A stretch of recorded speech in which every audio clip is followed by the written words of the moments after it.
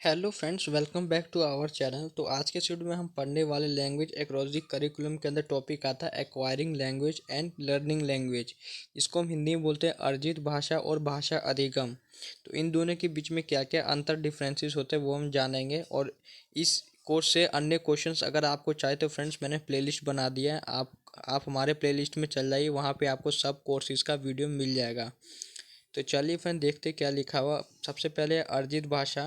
तो अर्जित भाषा में फ्रेंड्स आपको सीखने का ज़रूरत नहीं पड़ता है। ये आपको जो भी आपके घर में भाषा बोली जाती है वो आपको अपने आप आ जाती है। लेकिन सीखी हुई भाषा में क्या कोई भी आपको भाषा सीखना पड़ता है अलग से, उसका अपना ही एक अलग से व्याकरण सब होता है। तो देखिए लिखा हुआ, जो भाषाएं हमारी परिवेश में शामिल रहती है उन्हें हम अपने आप ग्रहण या अर्जित कर लेते हैं, उसे अर्जित भाषा कहते हैं। उसके बाद सीखी हुई भाषा में जो भाषाएं हमारे परिवेश का हिस्सा नहीं होती है उन्हें हम विभिन्न माध्यमों से सीखते हैं, उसे सीखी हुई भाषा कहते हैं।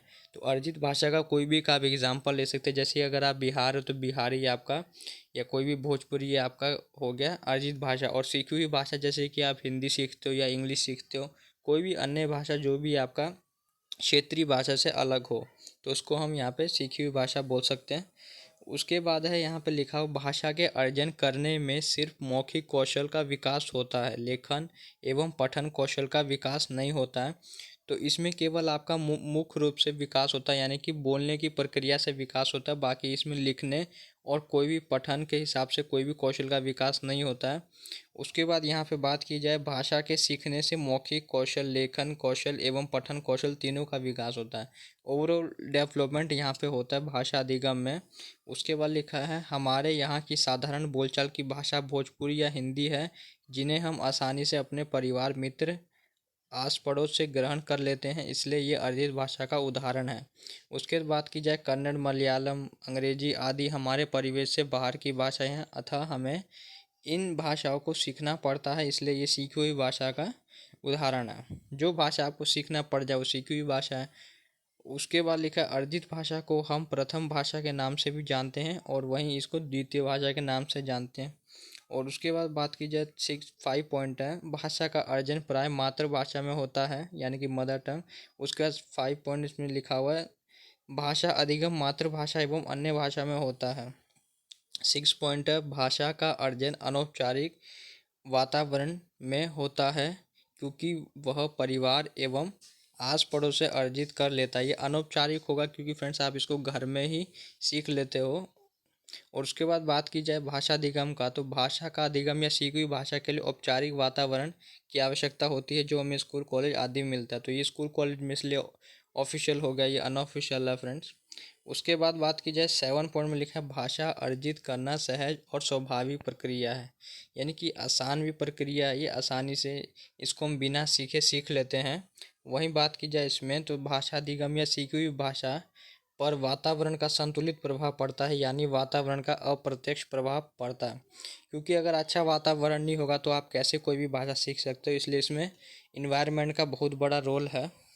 उसके बाद लिखा है 8 पॉइंट में, भाषा का अर्जन अनुकरण एवं पुनरावृत्ति पर आधारित है, यानी कि जो भी आप भाषा सीखते हो वो कोई भी यहाँ पे बोलता है तो आप उसको देख देख के दोबारा से रिपीट करते करते सीख जाते हो।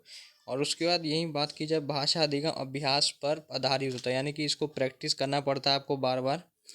उसके बाद लिखा है, भाषा का अर्जन करना एक तीव्र प्रक्रिया है, और वहीं सीखी हुई भाषा एक मंद प्रक्रिया, यानी कि तीव्र प्रक्रिया यानी कि बहुत तेज़ी से यहाँ पे बढ़ता है ये। उसके बाद यहाँ मंद प्रक्रिया यानी कि बहुत धीरे धीरे यहाँ पे चलता रहता है प्रोसेस। उसके बाद भाषा के अर्जन करने में प्रयास एवं उद्देश्य शामिल नहीं होता है। तो इसमें आप कोई भी यहाँ पे प्रयास नहीं करते हो कोई भी भाषा सीखने के लिए, ना ही आपका कोई लक्ष्य हो इसमें होता है। और इसमें बात की जाए, जबकि भाषा सीखने की प्रक्रिया में प्रयास और उद्देश्य दोनों शामिल रहता है। तो आप कोई भी भाषा सीख रहे हो तो जाहिर सी बात है कि उसमें कुछ ना कुछ आपका उद्देश्य छिपा है, तभी आप वो भाषा सीख रहे हो, नहीं तो ऐसे कोई भी भाषा नहीं सीखता है अन्य भाषा। उसके बाद लिखा है, भाषा का अर्जन करने में कोई नियम एवं व्याकरण नहीं होता है। तो जो भी आपका सामान्य बोली है उसमें कुछ भी आपका व्याकरण नहीं होता है, ना ही कोई नियम कानून, सब उसमें होता है।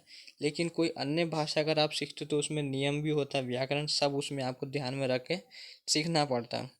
उसके बाद भाषा का अर्जन करना प्रवृत्ति एवं रवैये पर निर्भर करता है और भाषा की सीखना योग्यता पर निर्भर करता है। तो इसमें आपका नेचर पर डिपेंड करेगा, इसमें आपका क्वालिफिकेशन पर डिपेंड करता है। यह एक अनकॉन्शियस अचेतन प्रक्रिया है क्योंकि इसे बिना प्रयास अनजाने एवं अप्रत्यक्ष रूप से अर्जित की जाती है, और वहीं ये कॉन्शियस प्रक्रिया है क्योंकि इसे जानबूझकर सुस्पष्ट विधि से सीखा जाता है। उसके बाद नेक्स्ट पॉइंट है भाषा का अर्जन करना एक प्रायोगिक परिज्ञान है, यानी कि प्रैक्टिकल। उसके बाद ये बात की जाए तो थियोरिटिकल कंसेप्ट है। भाषा को सीखना एक सैद्धांतिक ज्ञान है। उसके बाद नेक्स्ट पॉइंट है भाषा का अर्जन सीखने का स्थायी क्रम है, स्टेबल। और भाषा का सीखने का आसान से कठिन सीखने का क्रम है, इजी टू डिफ़िकल्ट। उसके बाद ये प्राकृतिक वातावरण चाहिए, इसमें औपचारिक वातावरण चाहिए। भाषा अर्जन के द्वारा हम बोलना व समझना सीख जाते हैं, भाषा अधिगम के द्वारा हम पढ़ना लिखना सीख जाते हैं। उसके बाद हम बात की जाए भाषा विकास किस तरह से होता है बच्चों में, किस स्टेज के हिसाब से, वो जानेंगे। सबसे पहले तो बच्चा जब 0 से 6 महीने तक होता है तब वो कूइंग करता है, यानी कि प्री टॉकिंग करता है वो, यानी कि आप देखते होंगे वो बच्चा रोने लग जाता है, और जब वो रोने लगेगा तो इसका मतलब उसको दूध चाहिए, इस तरह से आप समझ सकते हो इसको। तो इस तरह से यहाँ पे 0 से 6 महीने में बच्चा कूइंग करता है, कुछ भी चीज़ को घुटकता है, इसको हम घुटकना भी बोलते हैं। उसके बाद 6 से 8 महीने तक बेबलिंग करता है, वो ऐसे ऐसे करता हुआ आपने देखा ही होगा अपने घर में, यानी कि बलबलाना।